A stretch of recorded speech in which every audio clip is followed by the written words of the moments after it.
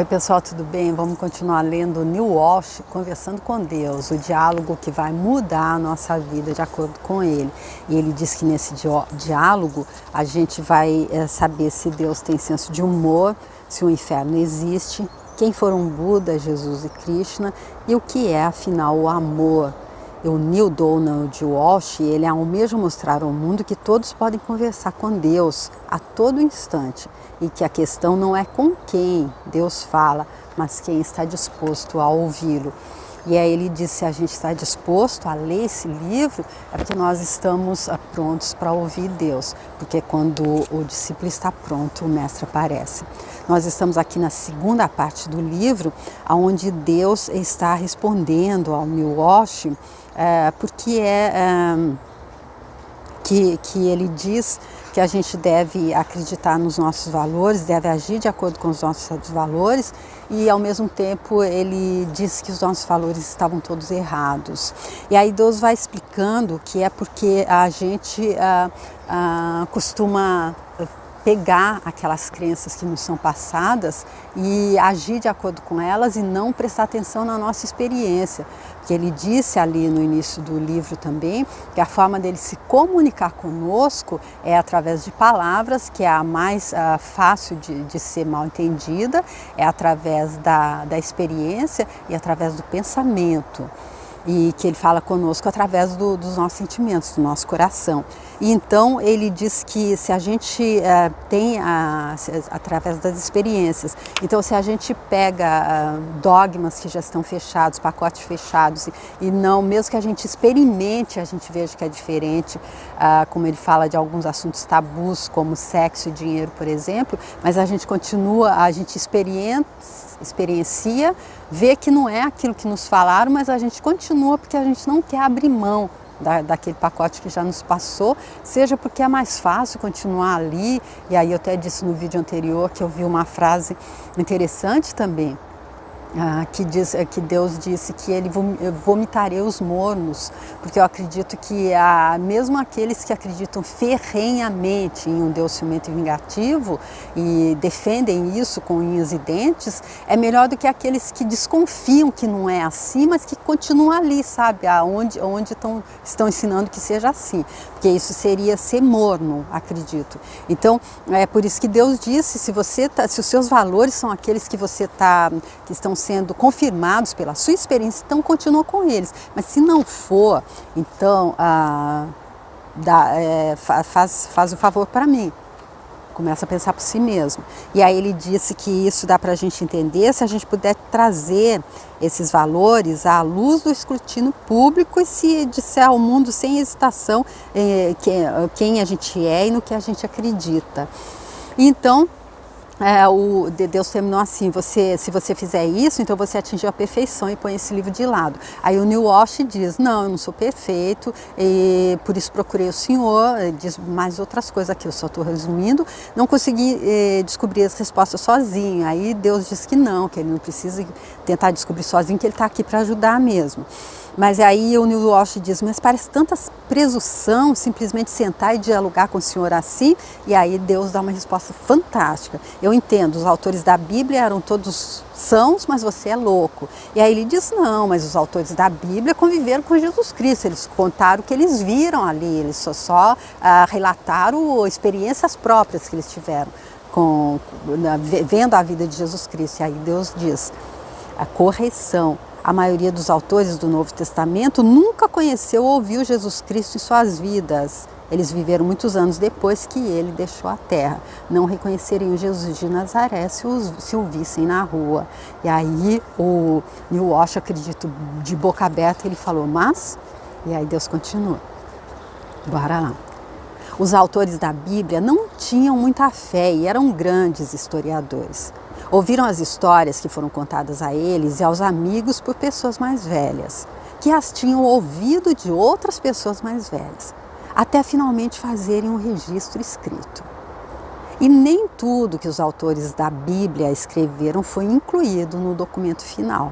Ou seja, além de ser aquela coisa que veio e tem até aquela brincadeira, a gente pode pegar um círculo assim de umas 30 pessoas, aí uma pessoa diz uma frase no ouvido da primeira, ela passa para o segundo, para o terceiro, quando chegar lá no final, na 30ª, a frase já vai estar totalmente diferente do que ela saiu ali do início. Então ele dizendo, além disso, além de ter sido passado de boca em boca, porque aqueles que escreveram nem reconheceriam Jesus se o vissem na rua, de acordo com Deus, e aí ele diz, além de tudo, os autores da Bíblia escreveram, nem tudo que eles escreveram foi incluído no documento final. A gente vê mesmo que aquela parte que falava sobre reencarnação foi tirada a pedido de um rei, eu não tenho agora claro aqui na minha cabeça como foi, mas foi tirada, porque tem muita coisa que eles escreveram que não estaria de acordo com aquela forma de poder ficar levando, né, assim, mais ou menos. Então, é desse jeito que eu entendo.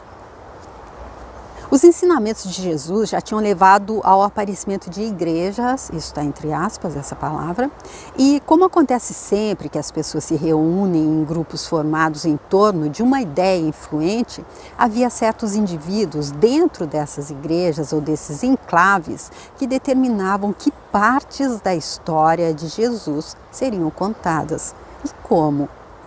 Esse processo de selecionar continuou durante toda a compilação, a produção literária e a publicação dos evangelhos e da Bíblia.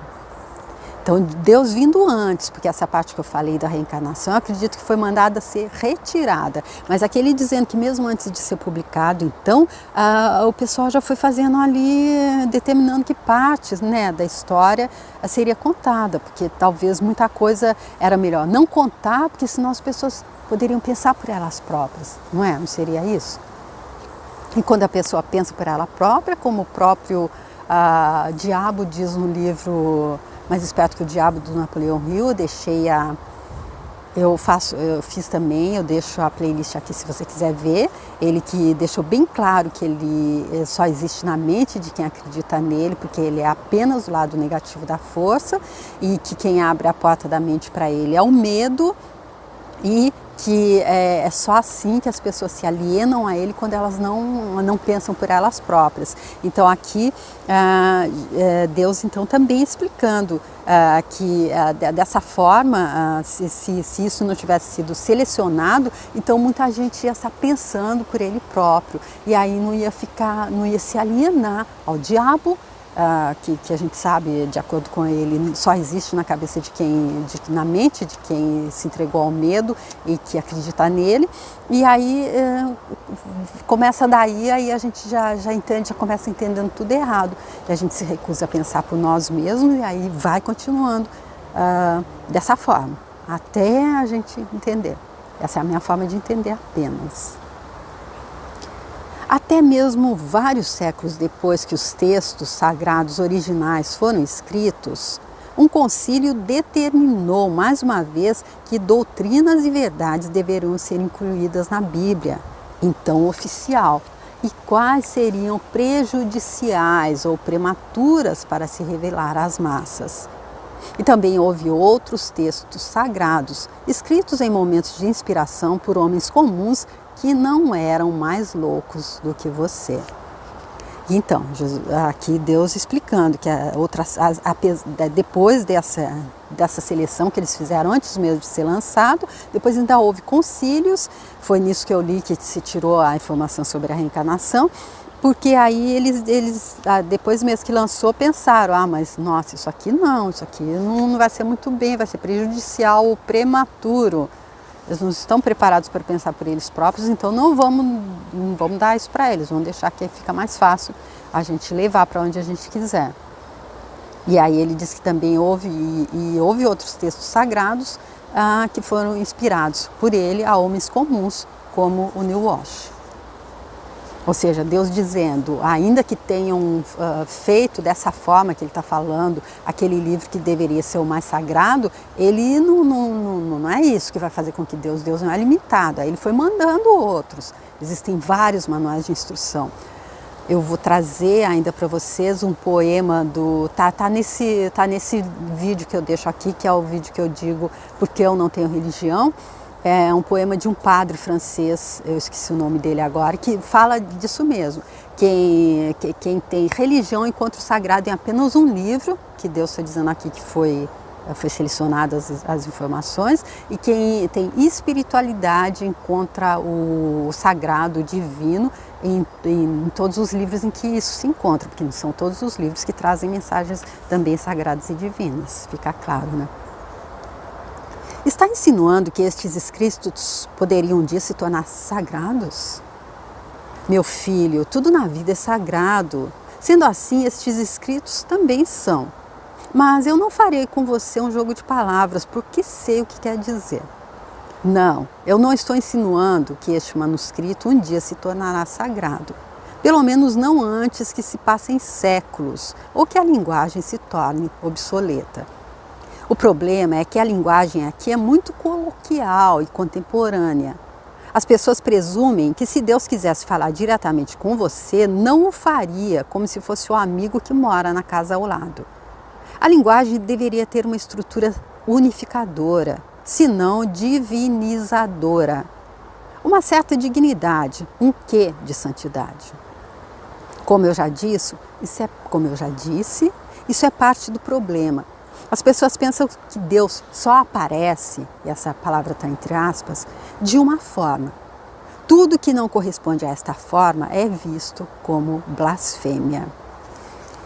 Então aqui o Neil Walsh diz, nossa, mas o senhor está dizendo que essas palavras que estão escritas aqui podem um dia se tornar sagradas? Ele diz, não, só se passar muito tempo e até esquecerem essa linguagem, porque é uma linguagem muito contemporânea, muito atual. E as pessoas presumem que se Deus quisesse falar diretamente, não falaria como se fosse o amigo que mora na casa ao lado. Deveria ser uma forma rebuscada. Aí Deus explica aqui que é por isso que isso acontece, porque as pessoas pensam que Deus aparece de uma só forma. E ele já tratou disso nos vídeos anteriores também. E aí o Neil Walsh diz, como eu já disse, aí Deus corta ele. Como você já disse, mas vamos ao âmago da nossa questão. Por que acha loucura conseguir dialogar com Deus? Não acredita na oração? Sim, mas isso é diferente. Para mim a oração sempre teve um só sentido. Eu peço e Deus permanece imutável, diz o Neil Walsh. Deus nunca respondeu a uma oração? Aí agora é Deus perguntando para ele. Ah, sim, mas nunca verbalmente. Aconteceram todos os tipos de coisas em minha vida que me convenceram de que eram uma resposta muito direta à oração, mas Deus nunca falou comigo. E aqui o Neil Walsh trazendo aquilo que eu acho que deve ser o problema de quase todo mundo, né? Pelo menos eu me encaixo aqui. Porque até parece, a gente sente, parece que depois que a gente fez oração, parece que a coisa melhorou um pouco, mas cadê a resposta de Deus, né? Verbalmente nunca falou comigo. E aí é porque a gente vem um pouco ali atrás onde Deus diz, ele fala através de uma música, ele fala através de um livro, ele fala através do canto de um passarinho, de uma mensagem, de uma frase atrás de um caminhão, de uma mensagem no outdoor. Eu entendo, então, esse Deus em que você acredita pode fazer qualquer coisa, menos falar, diz Deus. É claro que Deus pode falar se quiser, só não parece provável que ele iria querer falar comigo, insiste o Neil Walsh. Essa é a causa de todos os seus problemas na vida, não achar que merece que Deus fale com você, responde Deus. Como pode esperar ouvir a minha voz se pensa que não merece que eu fale com você? Eu lhe digo que estou fazendo um milagre neste exato momento, porque não só estou falando com você, como também com todas as pessoas que estão lendo este livro. Estou falando com todas elas agora. Sei quem são, sei quem lerá essas palavras e que, como acontece com todas as minhas outras comunicações, algumas dessas pessoas não ouvirão palavra alguma. Deus mostrando que Ele realmente conhece a gente bem no íntimo. Então, ele dizendo que ele está falando, não só está falando com o Neil Walsh, assim como está falando com cada um que tá lendo esse livro, está falando com a gente, comigo, com você que está acompanhando, mas ele diz também que ele sabe que muita gente vai ler e não vai entender nada, como acontece com todas as outras comunicações dele. Ainda bem que Deus não fica triste, né? Porque senão aqui seria um motivo para ele ficar. Bem, isso me fez lembrar de outro fato. Já estou pensando em publicar este material enquanto está sendo escrito, diz o Neil Walsh. Sim, o que há de errado nisso? Pergunta Deus. Não podem dizer que eu estou inventando essa história toda visando ao lucro? Isso não torna o livro suspeito? Pergunta o Neil Walsh, lendo os nossos pensamentos. Seu objetivo é escrever algo que o faça ganhar muito dinheiro? Pergunta Deus. Não é por isso que eu comecei este diálogo. Eu o coloquei no papel porque há 30 anos minha mente é atormentada por perguntas que eu desejo desesperadamente que sejam respondidas. A ideia de transformar tudo isso em um livro veio depois. Explica o Neil Walsh, e aí Deus diz, foi minha. A ideia foi minha. Aí o Neil Walsh fala, sua? Sim, não acha que eu iria deixá-lo desperdiçar todas essas maravilhosas perguntas e respostas, acha? Então Deus dizendo, quem te inspirou a publicar o livro fui eu. Você acha que eu vou ficar conversando com você uma coisa que pode ajudar tanta gente a acordar e vou te deixar só para você? Se eu posso pegar na mão de um e um ir pegando na mão do outro e levar um monte ali para frente comigo? Não, então fui eu que te inspirei a estar publicando esse livro e não era para você ganhar dinheiro. É óbvio que é trabalho, é óbvio que não é por isso que a gente vai dizer, ele devia doar, muita gente pode dizer, ele devia doar o livro, então, não, é o trabalho dele e dinheiro, como Deus disse, é uma coisa maravilhosa que ele fez para ajudar todo mundo que quiser ter uma vida também de conforto material, financeiro. Eu não tinha pensado nisso. No início, só queria que as perguntas fossem respondidas, que a frustração e a procura terminassem, insiste o Neil Walsh. E aí Deus diz, ótimo, então pare de questionar seus motivos, você sempre faz isso, e vamos prosseguir. Diz Deus, colocando então um ponto final aqui na segunda parte do livro, porque Deus sabe que a gente é assim.